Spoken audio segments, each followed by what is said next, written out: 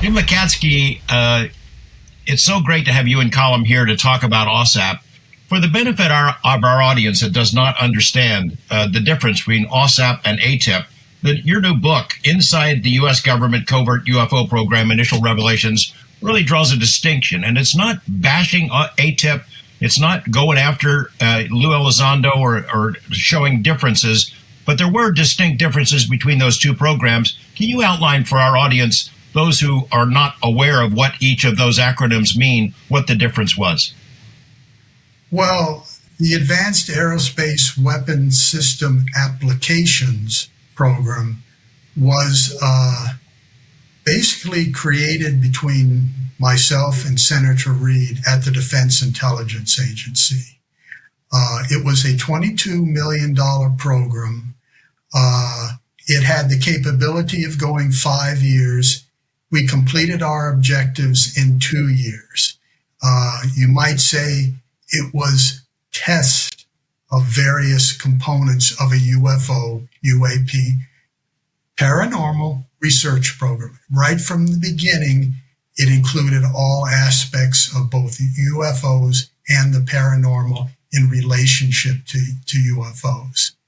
It was a contract that was put out on the internet. It had a quick turnaround because of the funding mechanism. The first year was $10 million. The second year was $12 million. And we got it out. We had numerous interested parties who wished to bid on the contract, but following the regulations, it first had to go to small businesses. Well, the only small business, we found small businesses that were capable of bidding on it, but they chose not to. Bob Bigelow's Bass created specifically, and that was so important to DIA, specifically to address our needs in this program. And when I say needs, we used a new method of putting out this request for proposal. We did not tell the contractor, the bidder, what to do. We said, this is what we wanted achieved. How would you do it? And that's how this program was created and had specifically all the right components. Let me back up a little bit just for our listeners, people that are listening, and also just for the visual audience here. Dr. Lacatski, first of all, in December 2017, the world learned that there was a UFO study program and that it was funded for $22 million. They heard that program was called ATIP, but what you've told us is that, no, you ran the program in the DIA for studying UFOs, and it was called AAWSAP, Advanced Aerospace Weapons System Applications Program. So you're talking now about a government study, a UFO program, studying all the physics and the nature of UFOs up to date. And so you're kind of coming forward with these books with Dr. Kelleher and George Knapp, and you're laying it out for people. This is what we did. This is how we did it. We don't want it to get messed up. You know, we want to tell you what happened. It's a big deal. It's a big deal that you're speaking to us right now as someone from the DIA who studied UFOs. So I guess the question for me, very simple, the audience kind of might want to know, is that when that came out in December 2017, and you didn't see, your program named there, I mean, what does that feel like? Are you doing this because you want to clarify the record to the public? Exactly, and we stated that clearly in Skinwalkers at the Pentagon. We want to clarify the record. Now we're giving the details of the record. Now, the thing is ATIP, the name itself, I did not create that name, but it was created for a specific reason, and I don't think that's ever been printed. It was done, yes, in Senator Reid's letter asking for special access program. That's been out in the press for, 5 years now. But where did the need for a different name come from? It came from, which took me by surprise, when I saw the funding, in other words, the notification of funding that, yes, DIA was getting this money, It was on a piece of paper that had highly classified programs listed on the rest of the paper, and someone in Congress put secret on the program name and its very abbreviated contents that were on that document. I did not want to get us crossways with any security considerations. I wanted a different name. Now, I believe that who we called Axelrod, or perhaps Lou Elizondo, or perhaps some of their cohorts, and maybe all of them came up with the name ATIP. That name would have been a great problem for DIA because AAWSAP routed the money to the Defense Warning Office of DIA, period. It had to be that name. So the contract may have been called that too, because that's what we put at the open solicitation that can still be found on the internet. And I've repeated in Skinwalkers at the Pentagon a concise amount of material as to what we requested. But that's where the name ATIP came from. ATIP was something that was necessary to be proceeded with on military cases. Lou handled that. I was not privy because it was mainly spun up as I was getting ready to retire. I will say this, though, that when I left, all of our references were electronically, specifically scanned in electronically at DIA. Now, I can't say what happened in the years since I retired in 2016. It could have been that they're purged, but they weren't physical records. So I don't see why there is a problem in people asking for them, except for the fact, and this is why these books are required, most of them were proprietary. Remember, they were monthly reports from the contractor and specialized studies. They had people's names, contractor names, the facilities that were being bought and constructed. They had security information. They had all of this, and I have already told, I wasn't asked to have these documents cleaned for release, but the proprietary information is so much, I said preemptively, I wouldn't take on that job. It's just too much. We're doing it in this manner so the public knows what went on in that program within the constraints of security. I hope that answers your question, because ATIP was a specialized small program. It had access, I'm sure, to funds that I also had access to, but not used on this program, of where we can go out and, let's say, review facilities at DIA. I used them to review missile contractors, in other words, so I could learn the nuts and bolts. But money, I'm sure, was available for ATIP, but nowhere near $22 million in 2 years. That's really helpful. So, George, we're talking about that, like how ATIP kept its legs because it was heroic in an attempt to kind of continue it. The fact there was money available wasn't out of the $22 million. And we're making that clear. It was misreported in the New York Times. However, it is nice to know that, somehow how they got, any funding to do the work they were doing. Yes, and I was aware of some of the programs, the cases that they were looking into, and I can say without going into detail, because it's a classified endeavor, I was fascinated by one of their cases because it was a repeat from the 60s. And if you go through our databases, you're going to see cases where people claim, wait a minute, I saw this same UFO when I was 20 years younger. And those cases kind of fascinate me. How can that be? At least, are we talking about time machines? What are we talking about? But you will find that another fascinating point of our huge databases it would be the equivalent of us going out for a drive in our car. And every car and truck we meet on the road is of a different design.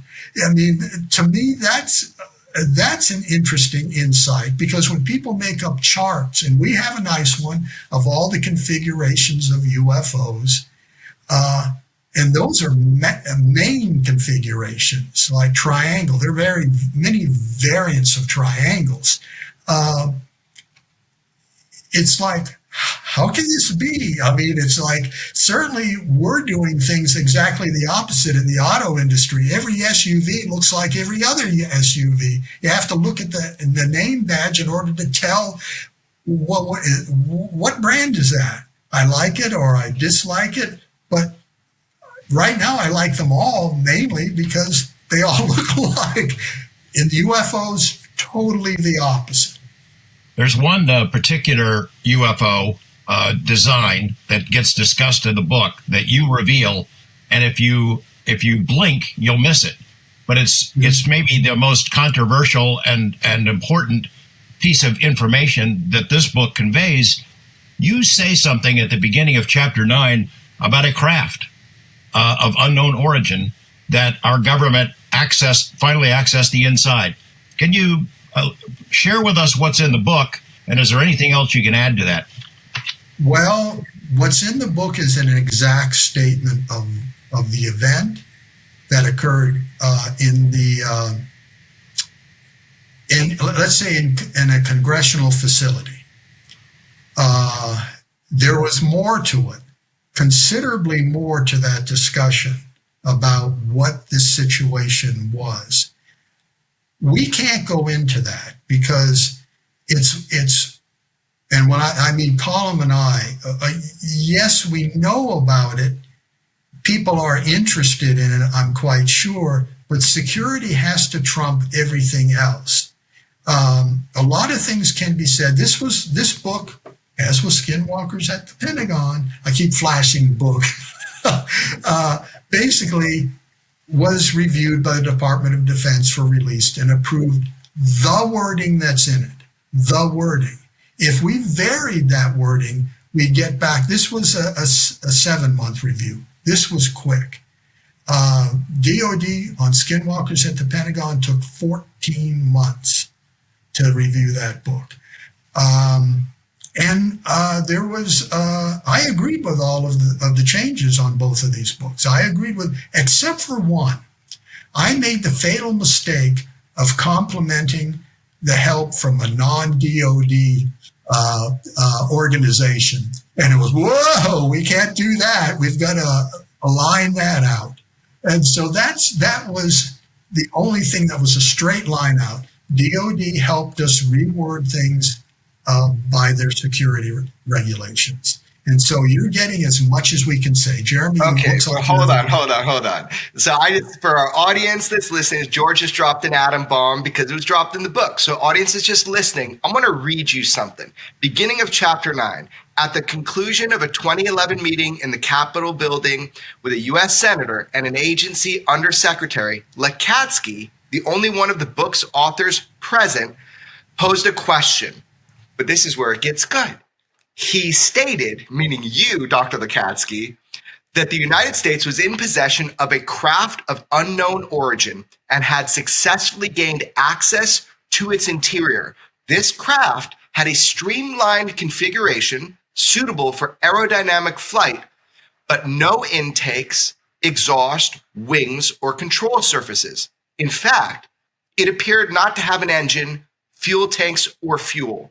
Now, there's a next part, which I'll read in a minute, but what this is you're officially allowed to tell us that the United States government has in its possession a craft of unknown origin, and you were able to access the inside. Is that correct?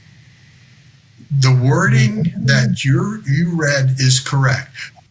You're going beyond the wording. No, I'm not. I'm asking you, did that meeting happen?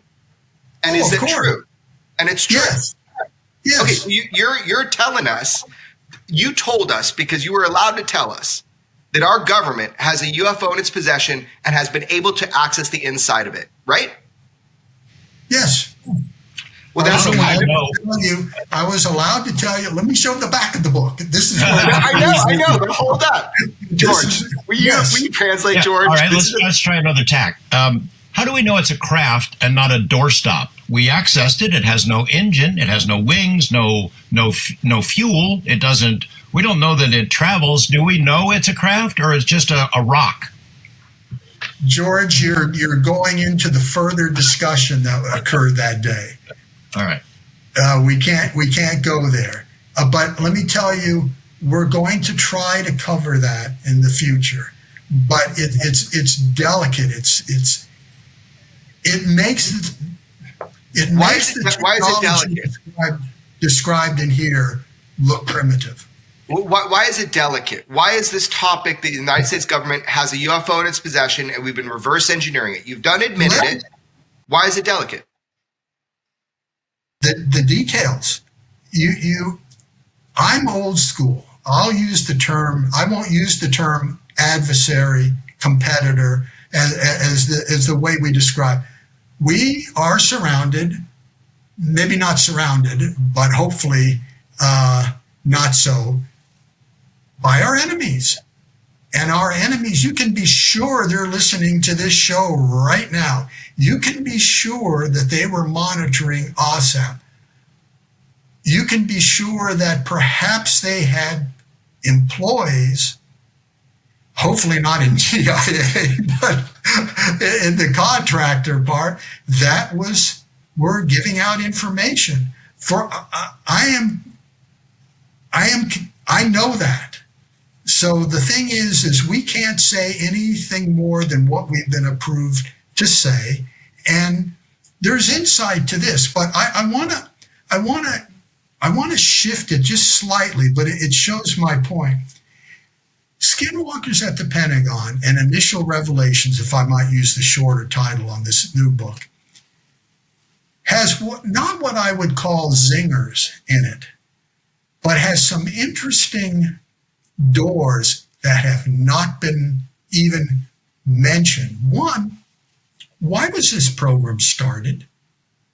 Two, why was this program ended? And we've raised this partially in Skinwalkers at the Pentagon.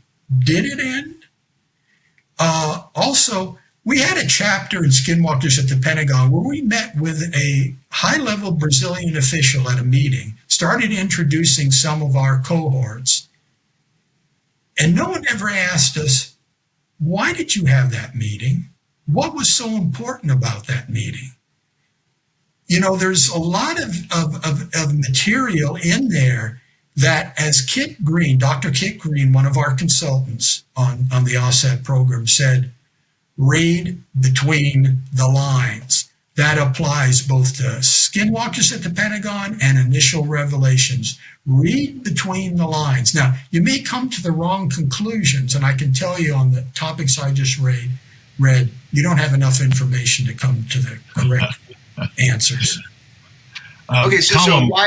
Sorry, go ahead, George. Go ahead, Jeremy. Go ahead. So why? Why did you're asking, one big question people should ask is, why was the UFO program started? Maybe you can't tell the full story, but give us a hint. Why was the UFO program started? You said that's important. I can't do that without documenting more and getting approval.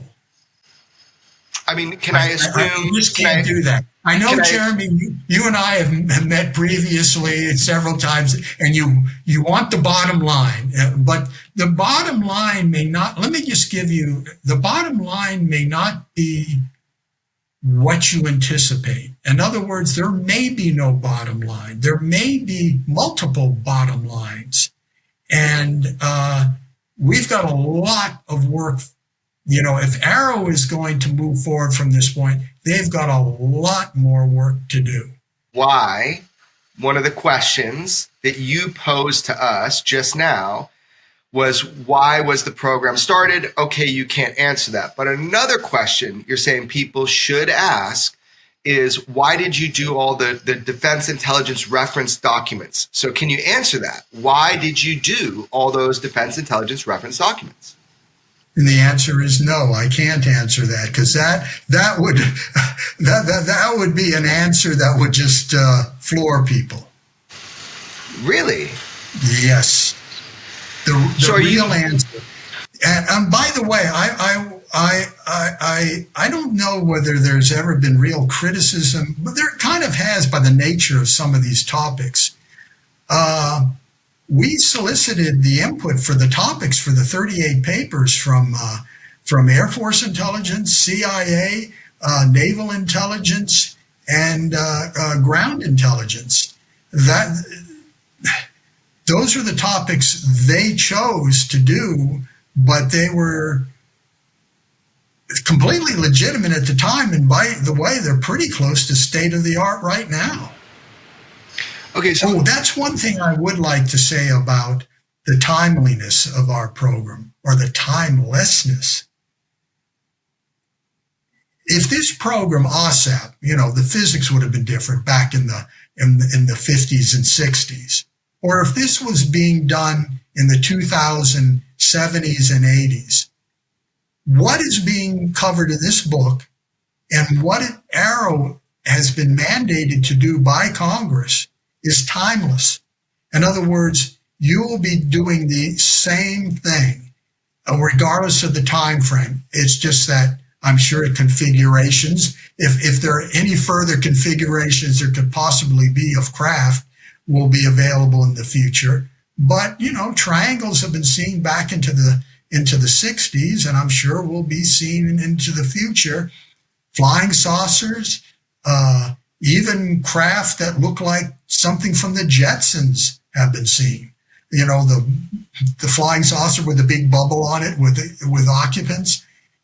That's all the same. In other words, if you look at AAWSAP and study what's in AAWSAP and try to answer some of the questions, you're not wasting your time. In other words, there's a timelessness to it. All right, so we hit some technical problems, which is not strange for us. But we got George Knapp here on the phone, and we're just getting back down to the point. So George, I was asking you, help me. This guy Lacatski, he's being a little dodgy as a reporter. I can't nail him down. We're talking about why our government would, or why he can't talk more about this. So Jeremy, I don't know. Help me out, George. Jeremy. Well, Jim Lacatski is the Rock of Gibraltar. He's not going to answer that question for you. If he's decided not to answer it, he's not going to. I was thinking maybe there's another way in. We could go around the corner here. Let's start with Colm. Colm, this book is so much different from Skinwalkers at the Pentagon, and that was not an idle decision. Jim had used the phrase earlier in this conversation, nuts and bolts, which you will recall you and I were kicking around ideas for a possible title for the book, and nuts and bolts came up, but we didn't think that having the word nuts in a UFO book was a good idea. The point is, that first Skinwalkers at the Pentagon had a lot of weird stuff, and people think, well, maybe we made a mistake by including all those stories of strange paranormal type events that were highly criticized. But in fact, that was part of the focus of AAWSAP. Why this different approach this time? What distinction is being made here? Well, the critical part of AAWSAP that we tried to convey in Skinwalkers at the Pentagon was that there were two fundamental parallel tracks that AAWSAP ran on. The first one was the examination of UFO performance, and the UFO performance part was getting all of the data from eyewitnesses plus deploying sensors into the field in order to gather data on the performance of UFOs. That was track number one. And track number two was, what effects do UFOs have on humans? That was a parallel track that from the get-go, AAWSAP decided unambiguously to run both tracks in parallel. Skinwalkers at the Pentagon focused a lot of its reporting on the second part, which is the effects of UFOs on humans. So that, to summarize that book, we looked at a variety of effects on humans that included medical effects. We documented several medical effects, pathological effects, physiological effects. People having weird metallic tastes in their mouth, sometimes hair loss, and a whole bunch of other things. We documented psychological effects, and then we also documented paranormal effects. So all of these under the rubric of effects on humans were reported in Skinwalkers at the Pentagon. A lot of the pushback that we got from that book was that these guys were using taxpayers' money to camp out on Skinwalker Ranch and, basically document dogmen, dino beavers, and a whole bunch of other weird stuff. Whereas, in fact, that was only a very minor part of the entire AAWSAP program. So the purpose of the second book is to balance that whole thing out. And so we unambiguously focus the reporting on initial revelations, the second book, on the nuts and bolts aspects of the UFO phenomenon, which was half of what AAWSAP was doing. So the purpose of the second book is really to look at the UFO performance angle strictly from only the performance angle. Things like lift, propulsion, power generation, spatial temporal translation, configuration, a whole bunch of other aspects of UFO performance that is translatable into theoretical physics, eventually into engineering. So that's really the second book. In the only other interview you've given about AAWSAP, you had said that the DIRDs essentially established a baseline for analysis. It's a baseline of here's what humans are known to be able to do. Here's what we think humans will be able to do in 50 years. And when we look at UFO cases that you do in great detail in this book, it is clear that this is technology that we certainly didn't have 50 years ago, that we don't have now, and it's not even clear we will have 50 years hence. This is a nuts and bolts UFO book, and it was a nuts and bolts UFO program, correct? Yes. Absolutely correct. Now, the thing is there have been, again, on the internet, because anything can be said on the internet, it seems, factual or not. Well, one thing that is not factual is DIA knew what it was getting into in regard to both aspects that Colm just described to you. And let me end my statement right here. We had no choice but to pursue both aspects. Why? I said I ended it. Oh, come on, man. Again. Hey, let me tell you, Jeremy, you cannot compete with some of the offers that have been made to me. I'm joking now, but this is factual. Airplane tickets,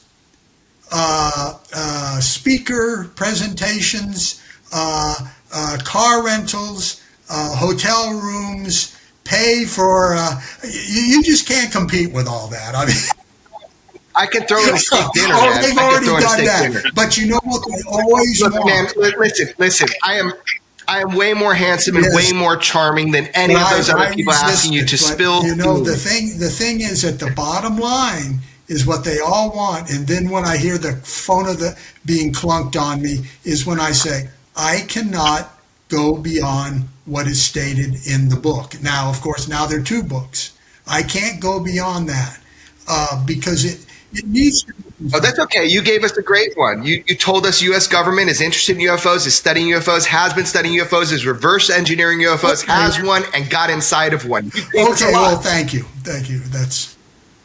Okay, so let me ask you about some current events here. I really want to get your opinion on this. So as we know, we're out in Congress, and you saw, like everybody else, and in fact, I mean, I'll spill the beans a little bit myself. We were hoping you were going to testify in front of Congress. You didn't, but David Grush did. So I want to ask you your opinion. Here's a guy who says that he was looking at reverse engineering programs, black budget programs, and has provided a whistleblower statement through the Presidential Protection Act, came forward and told us all these things that he believes them to be true from his investigations into 40 witnesses, and that has been corroborated by being labeled urgent and credible by our Inspector General of Intelligence, what David Grush said. So what are your thoughts on David Grush and what he said at that hearing? I don't know Mr. Grush. Never met him. I was asked almost verbatim the same question by a congressional office to me, a telephone conversation, and I said, I don't have a comment. What he's saying is credible. Now, let me say one thing that I never witnessed, and I don't know if Colm ever witnessed this, but I never saw any what I would consider illegal activities. I saw security procedures that are paramount, but not illegal activities. So I don't concur with that, but it's reasonable what he's saying, and that's what I told. Okay, it's reasonable. It's reasonable that we have UFOs. We're reverse engineering that there are biologicals associated with those. We didn't cover biologicals because I can't say anything about that. Why can't you say you don't know? Or I can't say anything about that, Jeremy. Okay, no, that's great. That's great. So just another question about that. Let me tell you, these Have you books ever are loaded with questions because someone criticized me, gave me a 3 rating on Skinwalkers at the Pentagon. Well, wait till they read this one. They said it's textbook-like. Well, in a sense, they are. They're a learning instrument. And one thing, and I don't know if I discussed this with you, Colm, but I was going to put like a textbook, questions in the back of each chapter. What do you think, and what do you, just for now, I wasn't going to give an answer sheet to them, but basically, I think that people really need to delve deeper into the books they have. And, I personally love hard copies, but at some point it's going to be hard to flip back and forth. You obviously are doing it well, Jeremy. I always had trouble on an electronic copy of flipping back and forth. I like hard copies. Well, yeah, for sure. And well, listen, however you get the information out, it's great. So let me ask you this though. The big question with David Grush was they're like, well, he didn't see a UFO. Now you're in a meeting in the Capitol Hill and you're telling them we have a UFO, we've gotten inside of it. Did you see it yourself? Can't answer that. Okay, but if the answer was no, you could answer that, right? No, that goes back to something that occurred, a similar question, very similar to your question. It wasn't asked by you, but it was asked to Colm, and he said, we found no smoking gun.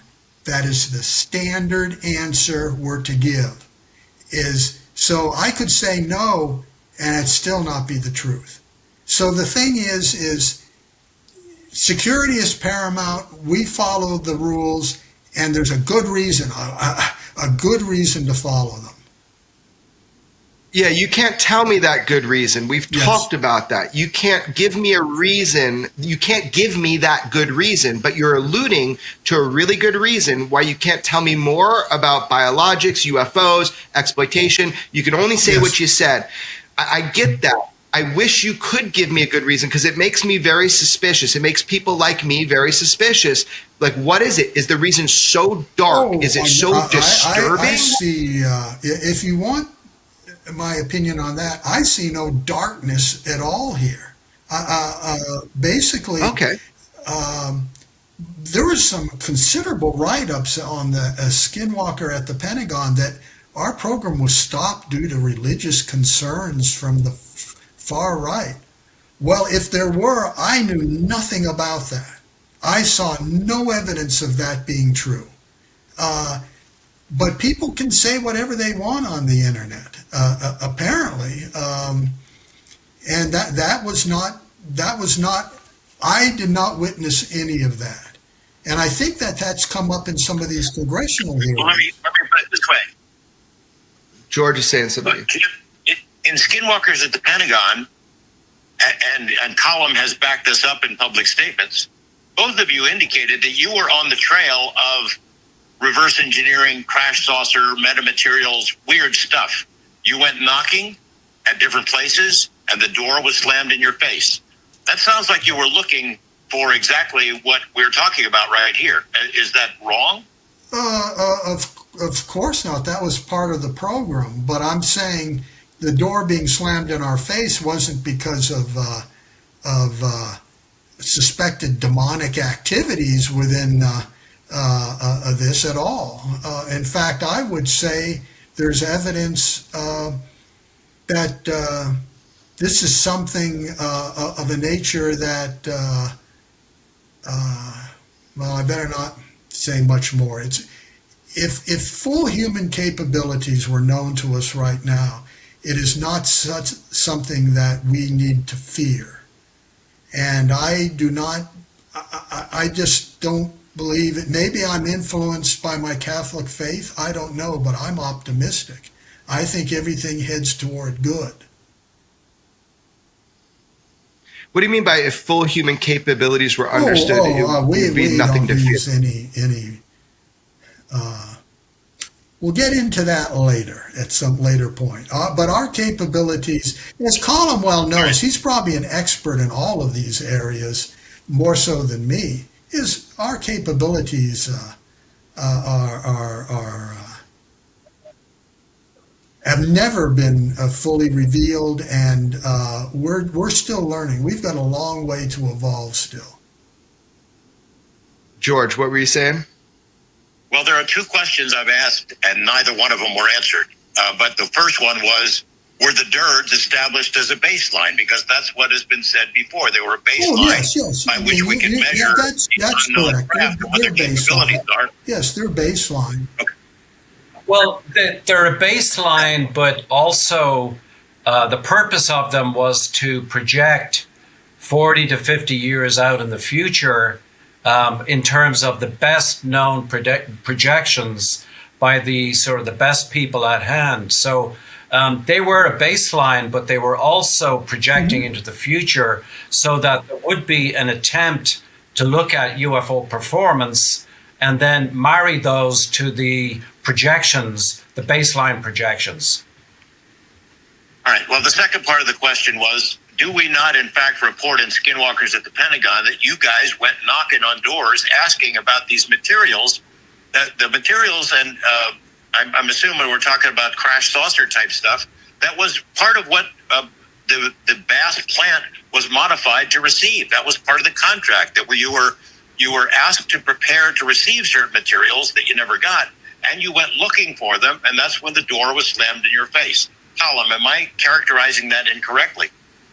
Well, slightly, because the people who were moving forward on that were not, they were working with the AAWSAP program, but they weren't part of the AAWSAP program.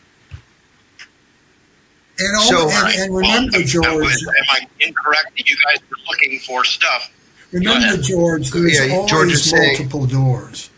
There are always multiple ways of doing things. So just because a door was slammed in our face, is that a common expression that we're using? Is that all we can say? Remember, I and Colm became this, are experts at taking higher classification material and describing it at lower classifications. There is no contradiction between the two. It's just that the lower classification isn't complete. And I can tell you there is a lot of material here in both books. It's not complete, and it can't be at this point. Okay. Well, we've dodged the question yet again. Is you pursuing this material? Were you trying to find the goods? You know, there's part of your question is there's material and there's material. Are you talking about material to be investigated? In other words, pieces falling off flying saucers? Or are you talking about full-blown craft? You know, there's the big difference, and I'm not so sure that I would ever characterize it that we were constructing facilities in order to look at full-blown craft. I mean, again, we're talking about a commitment of money. Bob Bigelow went well and beyond commitment to the contract. I mean, we stopped tracking a DIA his losses at $1.5 million.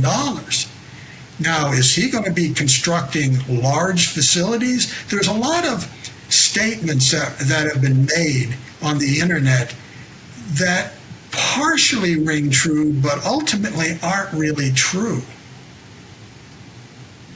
I mean, that's a large commitment of money on his part. I mean, and as a contractor, he's responsible for supplying the facilities, not the government.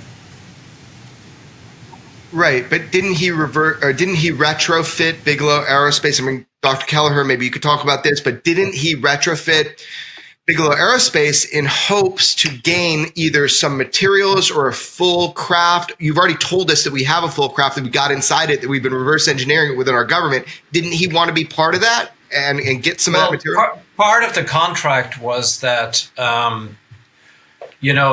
DIA wanted a facility security clearance bestowed on some of the buildings associated with Bigelow Aerospace Advanced Space Studies. And so in order to be accredited to achieve that facility security clearance, a lot of retrofitting was necessary. So, the National Security Agency got involved, and all of these audits happened on a very regular basis. So you had to dot the I's and cross the T's. That was a part of the requirements of the contract that we had to perform. That's a very different thing from building a hangar outside Wright-Patterson Air Force Base in order to receive a craft. I mean, we were mandated by the contract in order to adhere to facility security clearance requirements. Okay, so let me just go one last time. So basically, David Grush, what he told us, you both feel that information is credible, right? Is that what you implied? It's credible, but I'm simply saying he worked with someone that I know and trust as the UAP task force leader, and I think you should take his statements. Now, whether or not, if we could just take a moment here, I've observed to Colm something that is, I'm looking at it particularly in regard to UFOs and the paranormal. There are people who have written, have talked about things they are absolutely wrong about, but they totally believe it. You can't call them liars. They totally believe it. Now, how many of those people that David Grush came across are fit in that category? I could name a list of them right now, but I won't. I mean, obviously, I respect their opinions, but I know what they're saying is false. So it's a phenomenon now. I certainly hope that does not spread across all topics on the internet, because we're in big trouble if that's the case. Because that means people are, is delusional the correct word? I'm not a psychiatrist or a psychologist. I don't know what it is. Yeah, but hold on, because we don't have Grush here to talk about who he talked with, but he talks about program names. He talked about program names. He talked about holding locations of UFOs, which you've already admitted that we've got them and we've been exploiting them.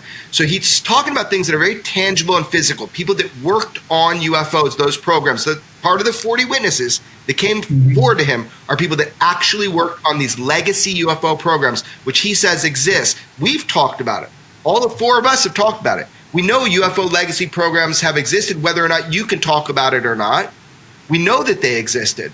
So just to give, kind of looking at what he said, he's saying that there are individuals with direct firsthand experience. It's not opinions they can be wrong or right about. It's whether or not these programs existed, and we have these craft we've been working on. Okay, and I have seen in multiple cases what I would can only call forged documents. So, okay, so there's another thing we should talk about. So what do you mean by that? There have been forged documents. They're documents talking about programs that are not legitimate documents.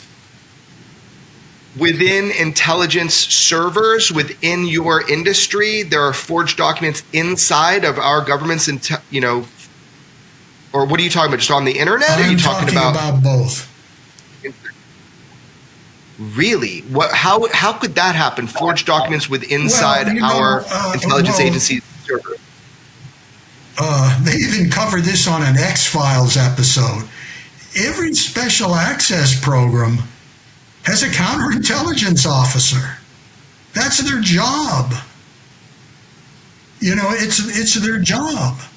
So, you might say, well, wait a minute, Jim and Colm are counterintelligence officers. No, we're not. There's no reason to be. But if you're in a program, you have that person either assigned to you or you bring them in, and there's a source of forged documents right there. Go have your listeners and readers go back through the UFO history, and you'll see fingers pointing to others that, again, I won't name them, that, hey, this is all fabricated. And like Rick Doty. That's who you're talking about, maybe. Can't say. Oh, hold on. Here's George. Here's George. He's going to say something. Go ahead, George. Which counterintelligence officer wrote this in Skinwalkers at the Pentagon on page 152? Okay, wait a minute. He'll read it. 152. Yeah. Sasha Mover and Jim Bell began knocking on doors beyond DHS to connect with, quote, the keepers of the secrets in at least two other agencies. In these meetings, which took place July 2011, Sasha, Jim, and colleagues were treated rudely and harshly. Bell and Mover were repeatedly told no and hell no. This left them convinced that advanced technology was sequestered under government supervision at aerospace contractor facilities. As a result, the DHS facilities, Department of Homeland Security officials, became very hesitant and even fearful of moving forward. Perhaps these two only belatedly realized the unique, game-changing, and earth-shattering nature of the biggest secret ever kept by the United States. Is that counterintelligence stuff, or did you two guys write that? Well, we wrote that, and it was approved by the Pentagon and by DHS. Okay. But the thing is that that's not what I'm talking about. I'm talking about plain out and out forged documents that are shown as proof of something, and it's been applied to AAWSAP too. That there are documents. I want to emphasize something I said on my first and only interview. It was a closed program. It operated very similar to a SAP. The director of analysis, and my office chief, and of course, division chief, knew about this program. No one else did. Now, I was also protected by the stovepipe nature of that. I did not have to address political type questions. I was insulated, but they were too. There was no one else. People in the surrounding cubicles didn't know. Nothing was purposely being hid. It was a closed stovepipe system, and it needed to be. It needed to be operated that way. What I'm talking about here is documents that have risen up in the meantime that are out and out forgeries. Again, I'm not saying why this was done. I'm saying officially, if this was a counterintelligence effort, it probably wasn't a very good one. But the thing is there's phony material out there, and we have no reason to do that, and that's why. We were questioned in the review of Skinwalkers at the Pentagon, why did we list all the references? Why? Because we have real references. Whether or not, people can see that because of all the material that's the proprietary information in those references is another situation. But the thing is we have our references, and they're not fabrications. They exist, and they exist both in and outside of DIA. So what I was trying to get to is AAWSAP, BASS, during that period, you confronted the keepers of the secrets. You were on the trail of what the keepers of the secrets have. The biggest secret in the history of the U.S. government is how we described it in that book. What do we tell? We're not talking about bits and pieces of metal here, are we? Your crew, your team, AAWSAP, was on the trail of that stuff, right? I mean, and are we wrong about that? Is that counterintelligence, or did you come to believe that we really do have this stuff? Well, I can tell you, George, that as you know, those events in 2011 occurred after the AAWSAP program was shut down. So AAWSAP was officially sort of stopped in terms of funding being received in September of 2010. By December of 2010, we had a 90-day no-cost extension. And at that stage, the program was over. There was a lot of interaction between different departments and different agencies subsequent to that regarding additional funding. What you are referencing in the Skinwalkers at the Pentagon occurred after the AAWSAP program officially was terminated. And it involved a lot of negotiation and back and forth between different organizations. One of those organizations that we worked with was DHS, as it says in that book. And those elements within DHS did their own version of due diligence. And that's what's being referenced in that book. I think what George is getting at is that you guys have already explained that you have gone off, after the people that are guarding these secrets, that you did find that they're storing this stuff somewhere else. I mean, is that, George, is that your point? Is that they've already said? I think that they believe that those goods exist somewhere hidden in the bowels of defense contractors by the elements of the U.S. government. They think they're real. The period that Colm is describing is when Jim and Colm and some of their colleagues were trying to find a new home for a version of AAWSAP. Is that correct? That is correct. So on one hand, you're telling me there's disinfo, even within intelligence servers and systems where you can cover up your programs, but you're also telling me UFOs, our government knows, that's why you did all those DIRDs, and that we have them. We've been inside of one of them. You've admitted it now. I don't know that anybody from the DIA, from your level of the intelligence agency running a UFO program, has ever admitted publicly before that we have a UFO and have been inside of it, have been able to get inside of it. That's a big deal, you guys. Well, that still doesn't address George's question. You're not addressing any of George's questions. We're not? Okay. Kinda, you're dodgy. No. Maybe we take a different tack and try to talk about the book in a general term and try to circle back. We've mentioned about Arrow a couple of times. Jim, you and Colm have both said in a limited number of interviews that you believe that the data warehouse that was established by AAWSAP, the biggest UFO data warehouse in existence that we know of, that it was subsequently being put into use by U.S. government agencies. Is Arrow one of those agencies? And if it is, have they reached out to you and Colm, or can you say? Because Arrow, using the database that you guys created from AAWSAP, the largest UFO database in history, Jacques Vallée worked a lot with you guys on that. Is Arrow using that? Have they reached out to you about that?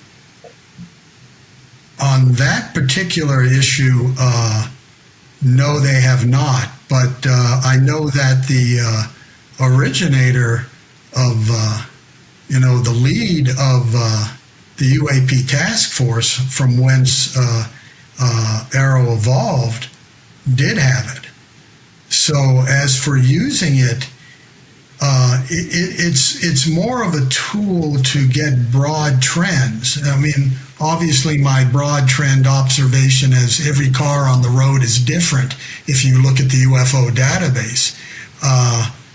In other words, models don't. If multiple craft are seen at the same time, yes, they can be duplicates. But in general, everything is different. That's something you use the database for. Also, what do you make of that? What do you make of that in general? I'm sorry. What do you make of that? What Every to UFO make of that? I mean, there's some indications of what I could say, but I won't say yet. I think that's odd. And why is everything dissimilar? You know, you have to. There are a lot of things that you have to question here. Why on regard to Skinwalker Ranch, you've seen nothing yet. Nothing. I mean, you'd be flabbergasted at some of the occurrences there. And yes, there is documentation for these. Why? For what purpose? And I think it's very dangerous to commit to an answer that someone knows the solution or what's occurring. I think it's.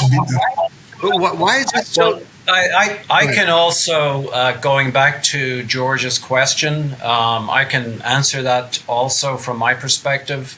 As you know, George, the transition that occurred between the UAPTF and the various iterations of the UAPTF, that the transition to AAWSAP and then ultimately to AARO occurred under completely different leadership and completely different circumstances than the original UAPTF. So I was interacting with members of the UAPTF on a sort of a informal consultant basis, and I know for a fact that they had access to the electronic version of the AAWSAP database.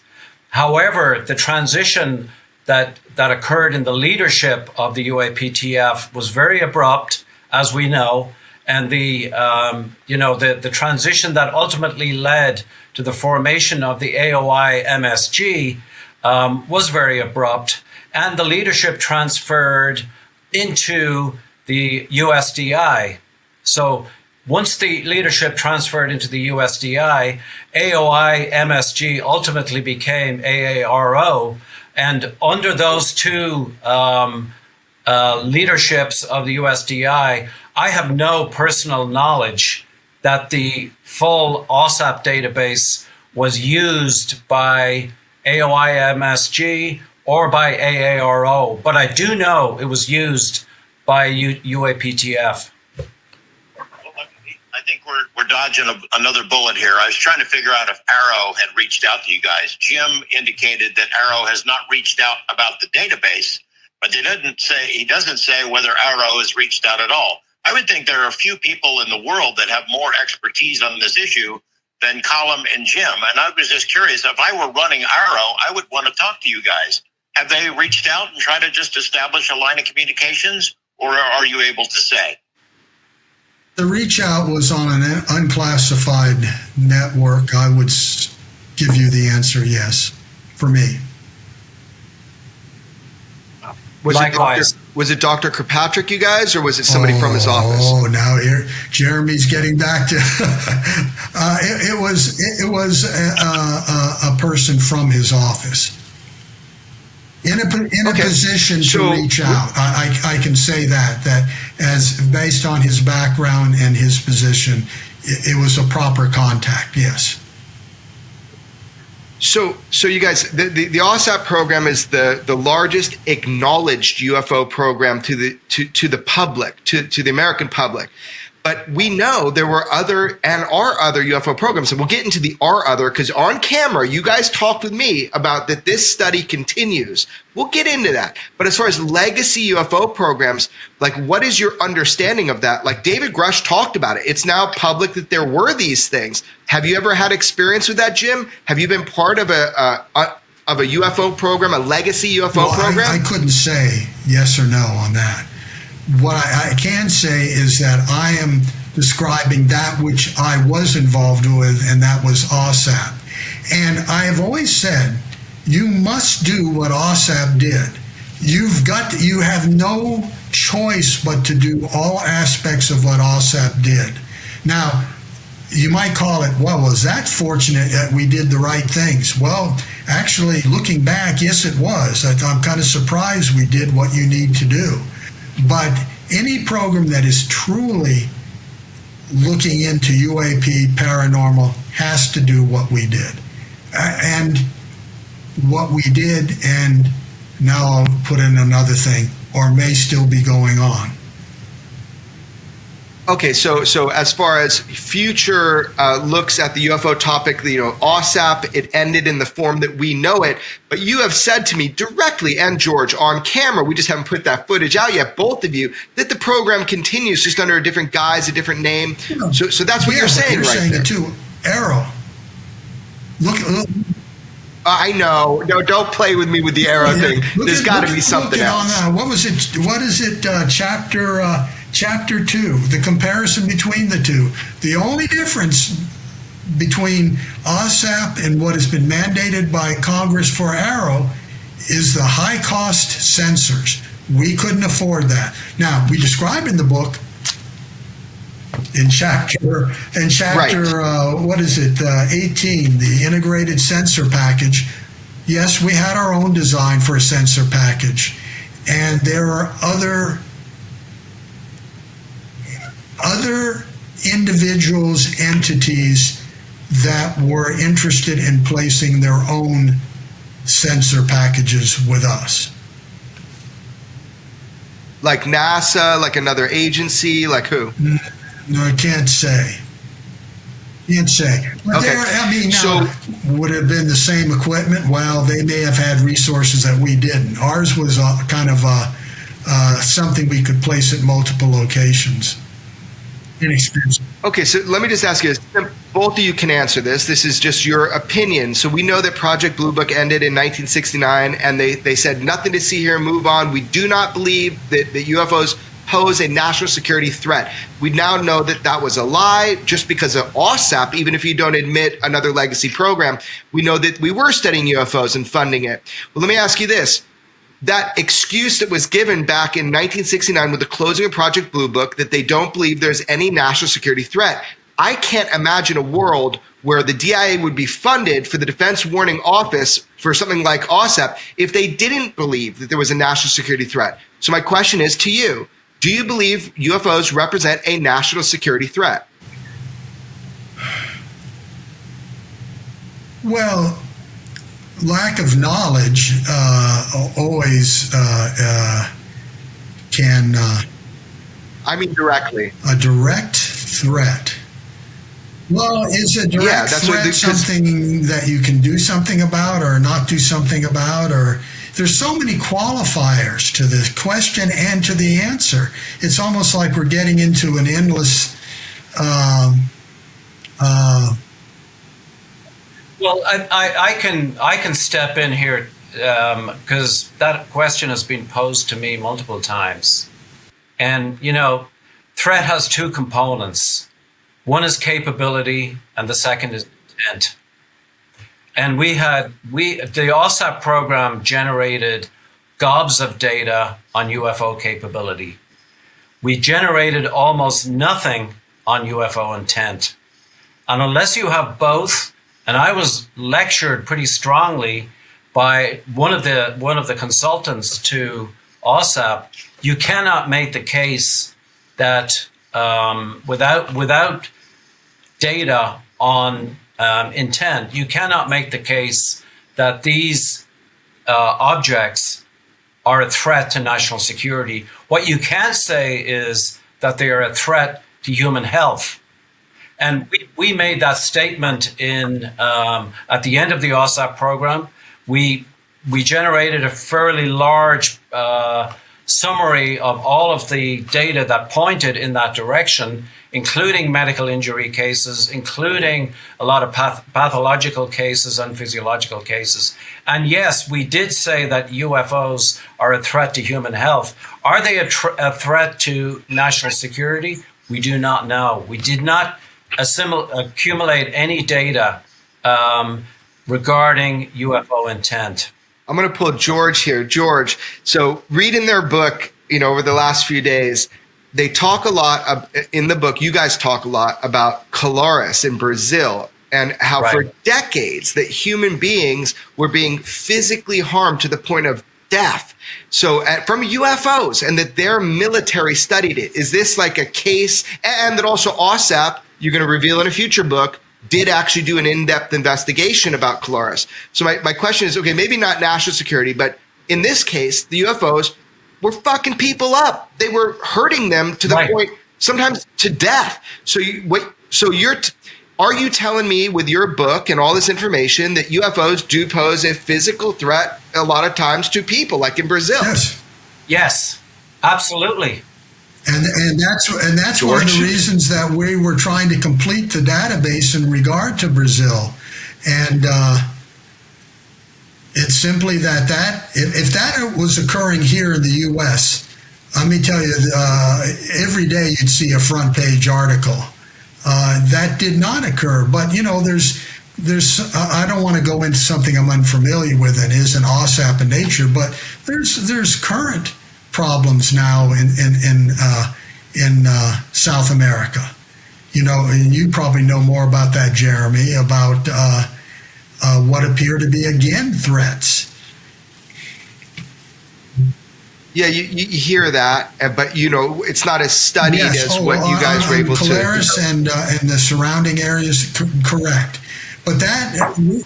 So anybody that reads your guys' book, just so our audience knows, basically there's a bunch of dedication of pages into these bizarre events in Brazil that were studied by the Brazilian military, where these UFOs for decades were harming, murdering, burning, messing up human beings. This is not just like, these great space brothers. This is something that was really devastating to these communities and left them in terror. So I suggest people check that out.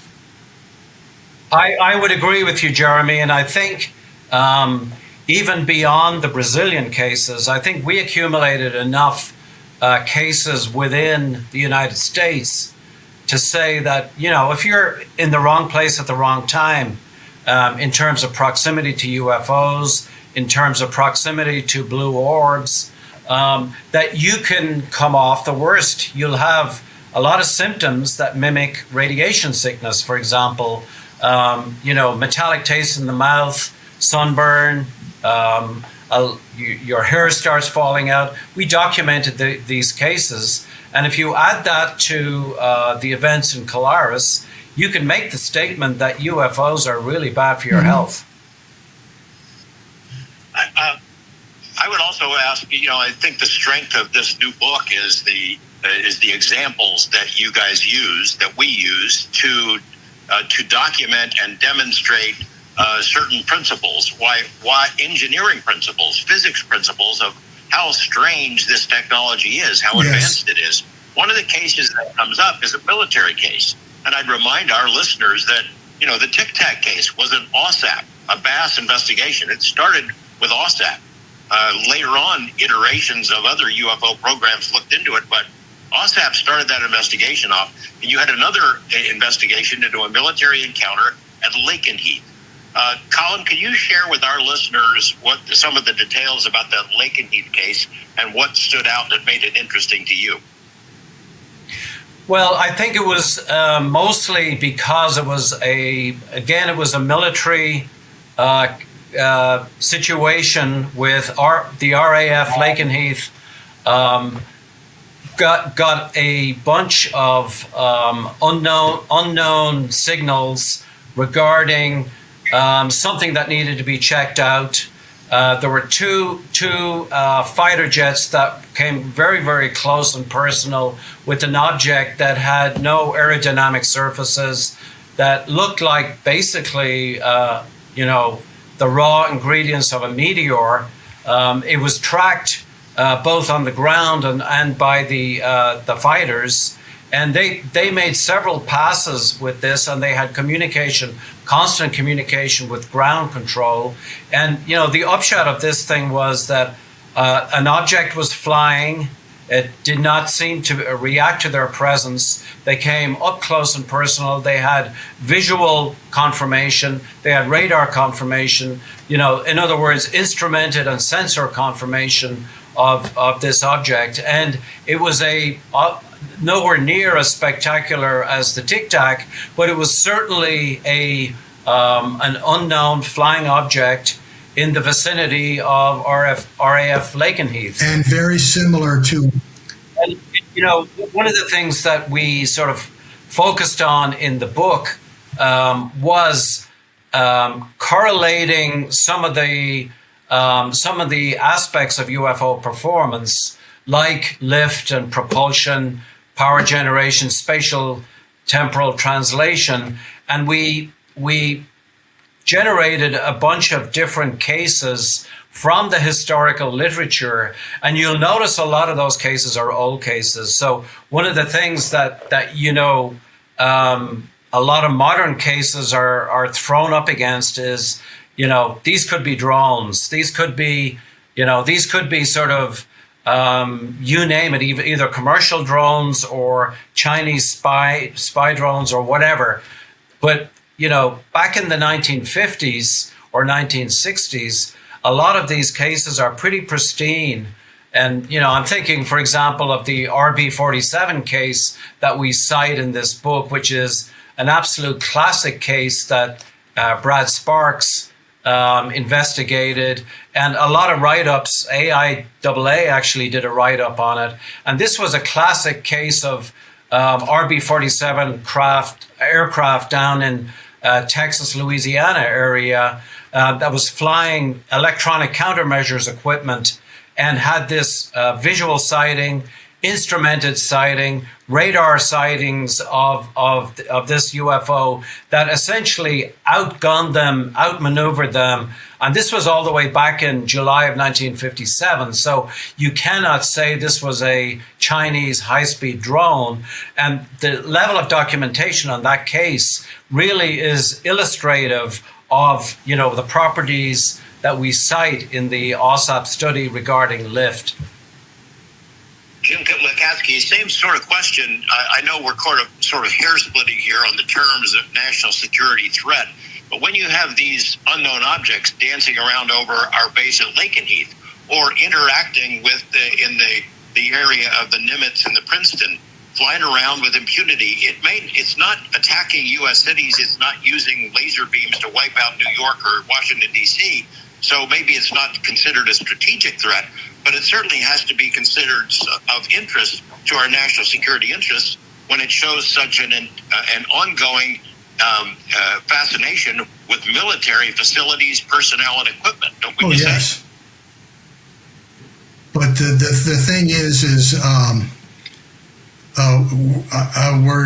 we're investigating them probably properly now. It's true that the Lakenheath incident did not involve near collision. The one since 2014-15 perhaps involved more of that, but again, probably not deliberate. So yes, you should be investigating that. It's more or less interference in flight. You certainly wouldn't want an airliner to have one of these be sucked into an engine intake. They're rather large, relatively speaking. So yes, it should be investigated, and that's why I believe Arrow exists right now. That's a starting point. As for investigating many of these civilian cases, it needs to be done. Does it need to be done by the government? I believe the contractors are fully capable, but there needs to be certainly a database that needs to be upkept and also constructed properly. I think Colm hasn't mentioned this yet, but we do mention in this book, more than mention, it's a couple chapters, the Vallee-Davis system of categorizing. You know, you can have a database and it's just a bunch of data. Unless it's categorized properly and be able to be searched on, then you can see trends. And that's what we did with the Capella database, the Capella BAS database. So yes, it's huge, but it is searchable. I want to read something from your book. So when you talk about future work in your book, you make 8 suggestions, a couple of which are establish a data facility liaison, for operations, collect and analyze uncorrelated target data, which would be from like NORAD, right? This is something that a friend of mine and George's, a journalist named Chris Sharp, has really dug into, which is he's getting information from them. Well, we don't keep any UFO data. We do keep uncorrelated target data, though. Where do they put that? So you would like to see all that come in, be able to analyze what they call uncorrelated data, which is things that do propel through the sky with intention, but we can't correlate it to our own craft. So you'd like to see that data come in future studies. But one thing you said, when you guys gave the 8 different suggestions for future work, you talk about collection of oral and written histories. Now, let me just read you what you wrote, 2 sentences. It says, collect, under appropriate security caveats, oral and written histories from individuals with firsthand exposure to apparent exotic technologies and or circumstances surrounding the same. This would include seeking out and contacting military and civilian personnel, scientists and engineers, and companies that may already have had access to firsthand data concerning novel technologies. So in writing that, you got to know that there are corporations, companies, military individuals who have direct firsthand experience in this exploitation program or programs about yes UFOs. And no, but you're reading something exactly that was in the both proposal and which I don't think will ever be released, the proposal from BAS, and also the program planning documents for the startup of AAWSAP. That's direct wording from that. That was a hope that we could do that. So I wouldn't say, in other words, I wouldn't put too much, that's a statement based upon knowledge, but a statement based upon desire. In other words, those are exact words from the document. But I should say, since SATP, Skinwalkers to the Pentagon, was a compilation document, it was written. On our new book, we tried to keep, with editing, of course, we needed to edit the grammar and the spelling. We tried to keep as close to the original language that was in our documentation that DIA received. And the reason for that is I want your listeners and the readers of this document to understand they're in the same management shoes or position that we were. This is the document that really came in. So I wouldn't put too much into the statement you read because it was used as a plan. And as I said, these plans never came to fruition, mainly because, one, the core items were completed in the 2 years, and 2, it would have required more money and more personnel to do them. Okay. And time. Fine. But Jim, do you think the American public deserves to know about the ultimate reality, the fact that there appear to be non-human intelligence flying spacecraft or something that looks like them? That's why we're doing these books. We're trying. So you believe the American public has a right to know? Within the security limits.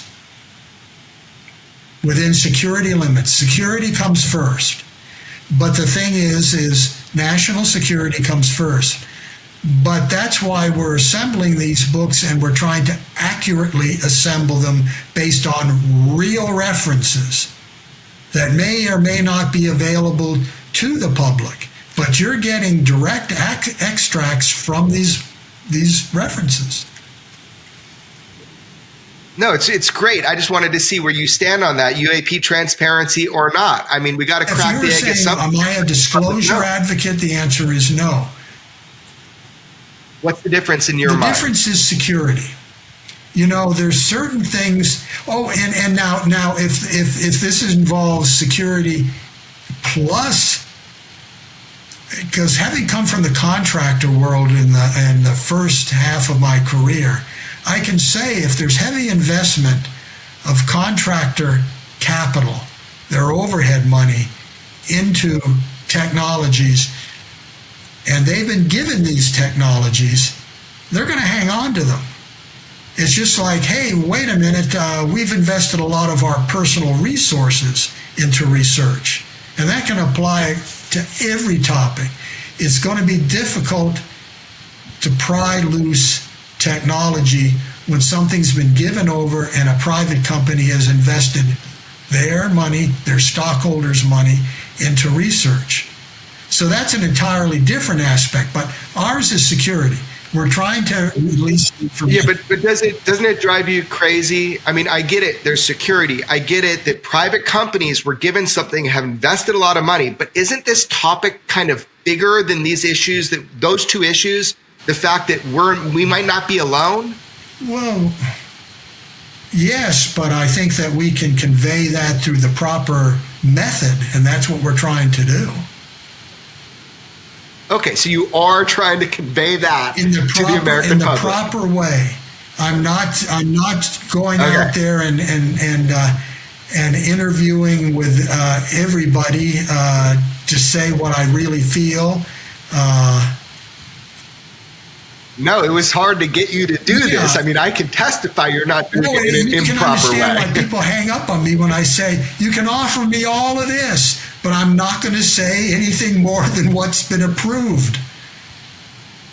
So let me get back to George here. So George, what do you think? Are we cracking the egg here with Jim and Colm? Oh, not coming close.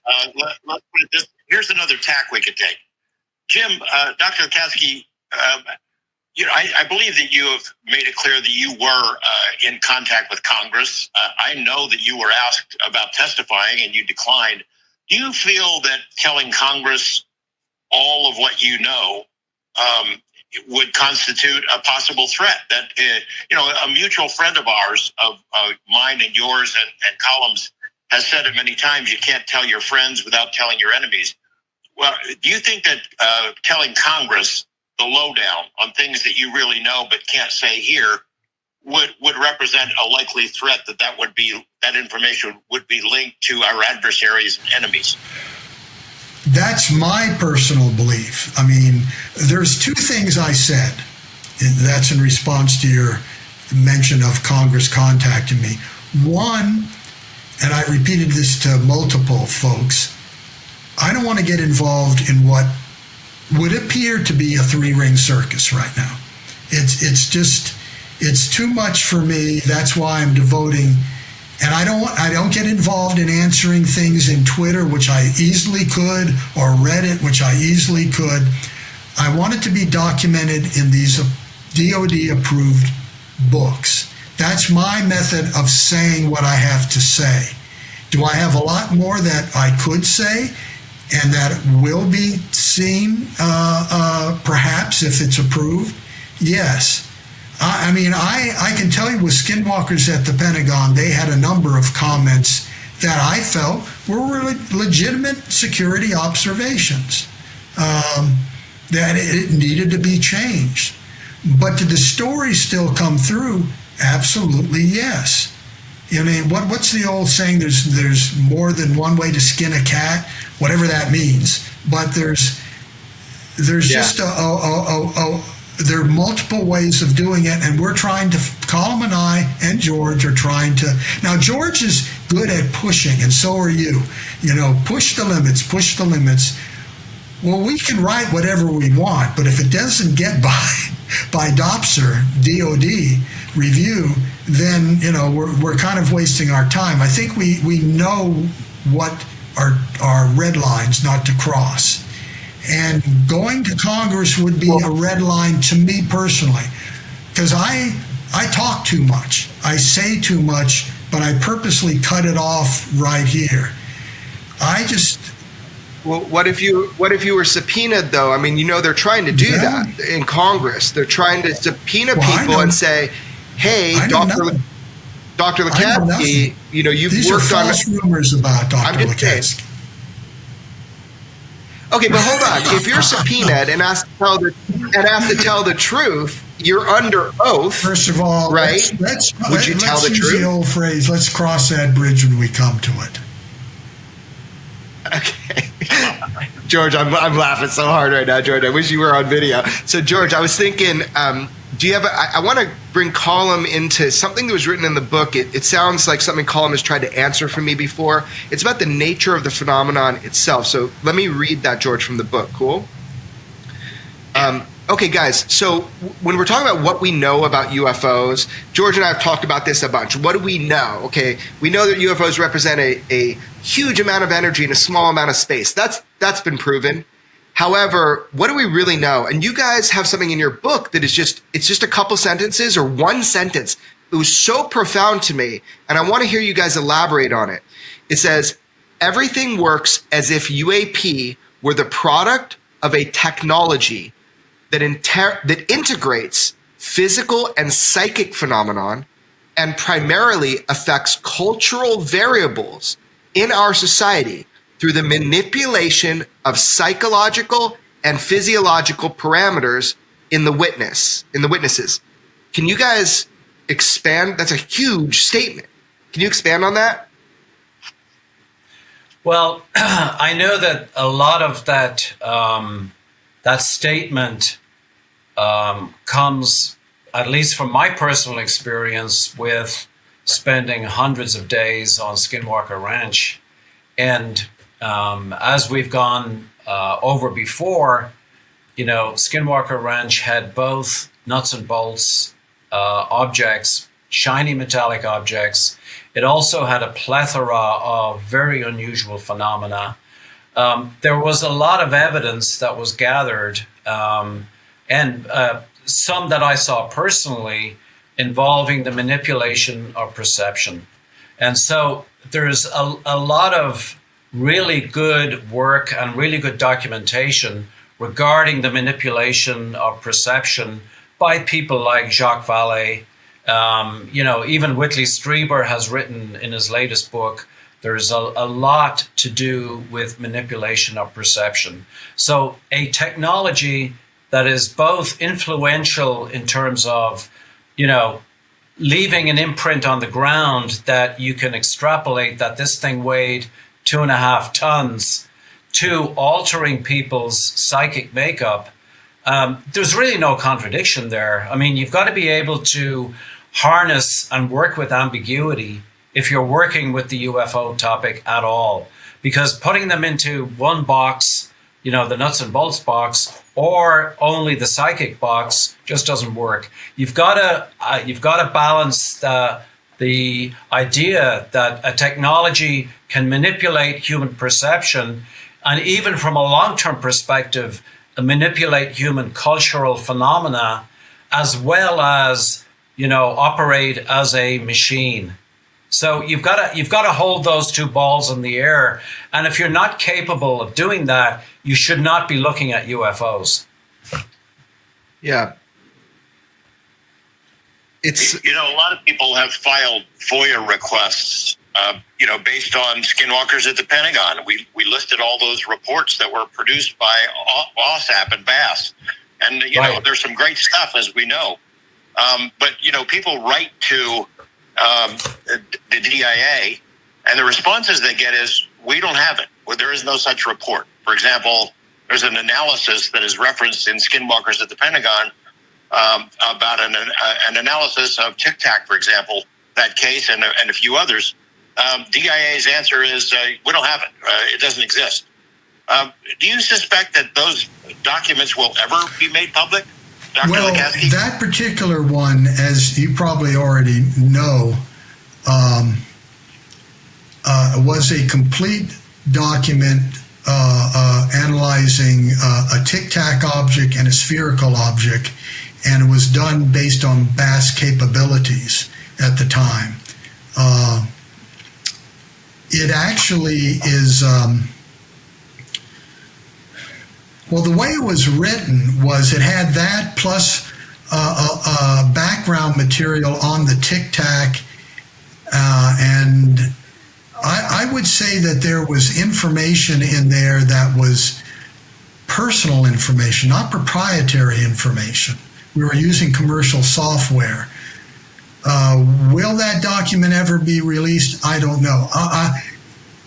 We can do pieces of it in a future book, but the analysis tool that was being used was state of the art at the time, and you need the color aspect of it. Well, as probably your listeners and readers know, color is kind of expensive in any book, especially books that are reaching the size that we're doing. So will it reach? They have the document. Whether they've destroyed it, how do you destroy an electronic document? That's unclear. Whether they would be willing to go through removing the personal information, I don't know. I can't speak to that. The wording is probably wrong that the document doesn't exist. Yes, it does. I mean, you had it in your hand. But the thing is as for the public ever seeing the full document, again, there's the color problem. Well, hold on. So, George, he just said, does the document exist, meaning 140-plus page analysis of the tic-tac UFO that the world has never seen, generated by the... And a spherical object. Yeah, generated by... And a spherical object, generated by the DIA. Famously, George would have loved to have given that, as a submission to Congress, famously. But the thing is Jim Lacatski just said, George, you had that in your hands. It exists. So if the DIA is telling us some document doesn't exist, but you had it in your hands, George, what does that mean for the fate of the document? Couldn't that just go out to the public then if they don't admit it exists? No, there's the problem of having that personal information in there. Someone has to scrub it. It is DIA's job to scrub it. George would be willing to scrub it. No, that's not. George. Okay, go. That was a rhetorical question, Jim. So, George, just tell us what your thoughts are here. Well, I could not. It's not my document to release, and I wouldn't release it without permission from the people that allowed me to see it. So I just couldn't do that because if I were to do that, I would never get access to documents again of that nature. So I can't do it, but I'd be happy to do it if somebody gave me the green light. Yeah, if people weren't going to have problems. Well, so Colm, back to this basic thing. You've tried to talk with me before about the physical and the psychic nature of UFOs, and you're saying, look, you got to be prepared for both if you're going to investigate this. But that statement that you guys wrote in your book, it really is something I think people really need to pay attention to. You're saying that everything works as if UAP were the product of a technology that integrates physical and psychic phenomena. But then you say, and primarily affects cultural variables in our society through manipulation of psychological and physiological parameters. What do you mean manipulate cultural variables? I'm sorry, I'm obsessed with this quote. Well, do you want to take that, Jim? Because I've already answered it. Well, we see cultural variables. Don't we see that occurring right now? What do you mean? No, you're answering the question, don't we not see me. that? Basically, there's a well, I got something to really reference, and it'll be another little bombshell of mine. But you're going to answer my question without a question. What is the purpose of the Men in Black? That is a question. We have encountered the Men in Black, the legitimate ones. You have. Legitimate ones. You have. I didn't say me, but the answer is Who are you yes. talking about? What do you mean the legitimate There Men in are Black? people And what is this who include? are gaming knowledge of the Men in Black. But what is the purpose of the Men in Black? Is it to draw attention away from the UFO phenomenon, or using reverse psychology, draw attention to it and the paranormal, of course? What is the purpose? It could be, they're polar opposites, the answers. That's always been the Men in Black dissuade. Do they? Knowing human psychology, do they, or do they do exactly the opposite? They draw attention to the phenomenon. And that's what I mean in my answer to you. I wanted to use an example of manipulating cultural variables, that they're drawing attention. Hey, this really exists. Now, you can also go off on the side a little bit, is say, are we in the realm, because I've talked to multiple people about this, are we in the realm of what we would consider demonic influence? Have we crossed into that? That's a cultural variable too. Operating at the same level? We've got to consider all this. That's why I think this is such a wonderful topic, because you've got all these things you still have to consider. And it's now I'm going to be long gone, and Colm probably will be long gone, and you'll be long gone, and they'll still be exploring all this and not have all the answers. But that's the manipulation from my point of view of, hey, get interested in this stuff. It's real. And don't just jokingly, like the term dino beavers, that Juliet and Colm saw a dino beaver. No one said anything. That's just created to make a joke about our efforts. But this is a real phenomenon, accepted as such, and you'll see that was part of what DIA did. Collect data, collect data, collect data. The intel communities are great at doing that. But that's an answer to your question, and there's so many aspects of cultural manipulation, and I think it's positive manipulation. Using an old expression, the train has left the station. No, it hasn't. These books are proof of it. No, people can still get on the train, but those who laugh and joke, don't bother getting on the train, because you're not learning anything from the experience. So George, Dr. Lacatski just gave us a good answer, but I did notice when he was telling us that he said something about the real Men in Black and that he's actually met him or something. Can you just? We can't let that go. You have to let it go. You have to let it go. But now, the false Men in Black, there was an incident, and I'm not going to go into the incident, but Colm is aware of this. There was an incident of a false Men in Black. And let's assume they were working for some government agency.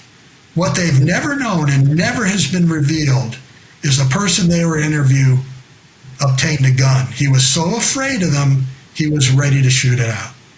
If they made the wrong move, it would have been a disaster. It would have come back on us in some way, I'm sure, because I was asked in an interview once, what was your greatest fear during AAWSAP? And it was like, it's tomorrow and the next day, because there was always something that was happening that would come back and we had to fix. But we've never revealed this person was so afraid of the false Men in Black that he had a gun tucked into his waistband under his sweatshirt. Were you guys the false Men in Black, just going and doing? It was another government agency. No. Or what? We followed all the rules. We don't know. You don't know who it was? You can trace back so far, but you can't. If it was a counter intel operation by some organization, then it could have. I mean, that was a bad decision on their part. Bad. They shouldn't have pushed this fella to that point where he was ready to resort to violence in defense. And he was in his own home being potentially threatened. Well, I think there's a long history also of, especially back in the 60s and 70s, I think everybody is aware of this, of the Air Force Office of Special Investigations having people out there trying to dissuade witnesses from talking to the media, threatening them. I think in the 50s and 60s, threats were much more overt than they would be now. But I think there's multiple arenas of Men in Black, all of which are sort of mutually supportive in driving paranoia in witnesses and in the field in general. And a lot of these are multiple agendas for different reasons. And some of them are mimicking the real Men in Black. Some of them are the real Men in Black.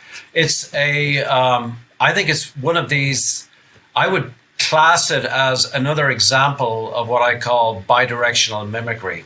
Okay, but the real Men in Black, are we talking about humans or non-human intelligence? So what is the real Men in Black compared to just government agents being, interrogating people? I think there's enough evidence in the literature to indicate that the phenomenon may be associated with some cases of what we call Men in Black. But what are they? Well, they're parts of the phenomenon. Okay. So not just government agents walking around. Well, there's government agents that are also at the same time in parallel working on, on intimidating witnesses. I know, but I'm not talking about the government agent. I'm talking about what you're calling the real Men in Black. So you're like, I'm saying that they're part of the phenomenon. Okay. I think there's enough data in the literature, especially if you go back all the way to the 1950s, to corroborate that statement.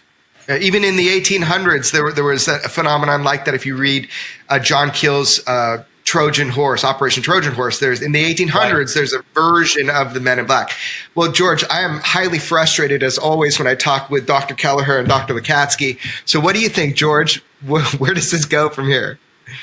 Well, there's a lot of great stuff in this book. I mean, part of a lot of criticism that came at us from skinwalkers at the Pentagon is too much woo. It's just too weird.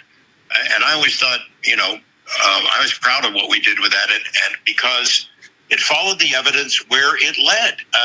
And the people who were involved with AAWSAP, with BAST, and some of their allies looked at this without self-censorship. They didn't decide, hey, this is an interesting UFO case, but it's got this weird poltergeist angle, so we're going to toss that out.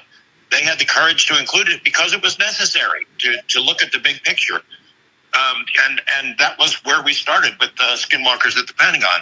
This book narrows down the focus. People have complained and griped and bitched and moaned that they want data. Here's some data. Here's the principles that are laid out in those DIRDs that started off the AAWSAP program, that the baseline projections of what we know now and what we hope will happen 50 years down the road. And then it has examples, real life examples, solid UFO cases from government files that were investigated and that remain really perplexing. And each of those cases, Jim and Colm have really deftly used to demonstrate a particular engineering principle, a physics principle, indicating that these things are real, that they are beyond our capabilities. They were certainly way beyond our capabilities when they happened, and that there's a genuine mystery here. And it is, again, I think in very great detail, demonstrates why this is a legitimate topic for investigation, that there's real things to consider, that there's physics and engineering, nuts and bolts, and case after case that demonstrates that this is a legitimate inquiry. That's my take on it. Very good. Totally agree, George. I guess we're on the right track, George. We're getting a double thumbs up here. Look, guys, I really appreciate it. I think if I have to kind of think about the people watching or